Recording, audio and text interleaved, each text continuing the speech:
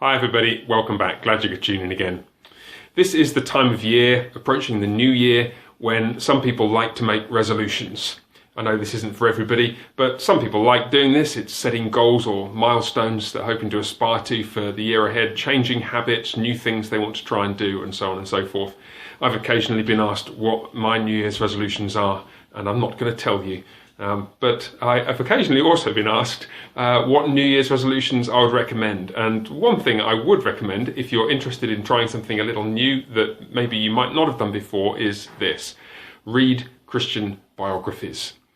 Read Christian biographies. Read the life stories of saints from former ages who have surpassed us in their faithfulness and commitment to Christ. And I'm very far from being in a position to recommend anything like a comprehensive list of those kinds of books, but I can tell you two or three that I've found particularly inspiring and encouraging.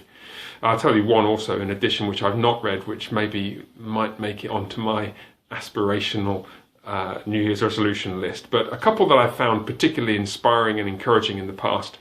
First is by J.C. Ryle. It's called Christian Leaders of the 18th Century, and as its title suggests, it's actually a collection of mini biographies of Christian leaders from the 18th century who in England were instrumental in changing the whole course of the social and political and religious landscape of the country in the 18th century. Men like George Whitefield and John Wesley and a whole bunch of other people that you may not have heard of.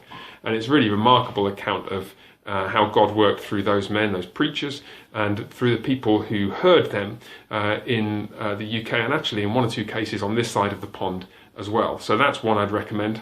If you're looking for something a bit longer, heavyweight, more scholarly in tone, but actually nonetheless very, very easy to read and very illuminating and heartwarming, I would recommend George Marsden's biography of Jonathan Edwards.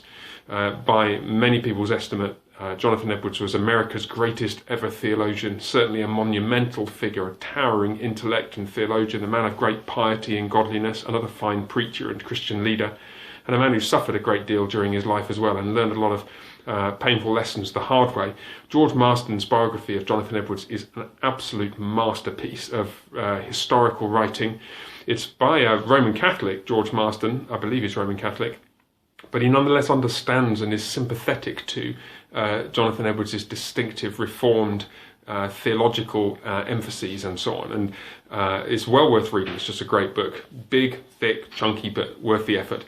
One I've not read, but I may stick it on my New Year's resolution list. There we are, me telling you what I'm actually going to resolve to do, having told you I wouldn't, is Timothy Dudley Smith's two-part biography of John Stott, one of the most significant leaders of the church in England, again in the last century, as in the 20th century, and died a few years ago. John Stott has shaped the background from which I came a fair bit, and it's a big chunky read. It's 2 times 500 and something pages, a two-part biography, but I think it will be well worth reading. What I do know about John Stott was relayed to me personally by a man who knew him quite closely.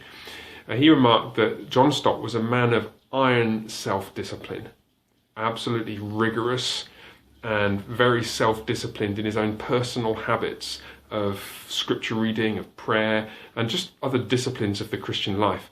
And I've wondered myself occasionally whether that's something that we as a generation or a group of generations a few years down the line from John Stott is something that perhaps we could learn from him, and maybe that's something that biography might encourage us all towards. Anyway, so there are 3 specific suggestions. There are, of course, many, many others.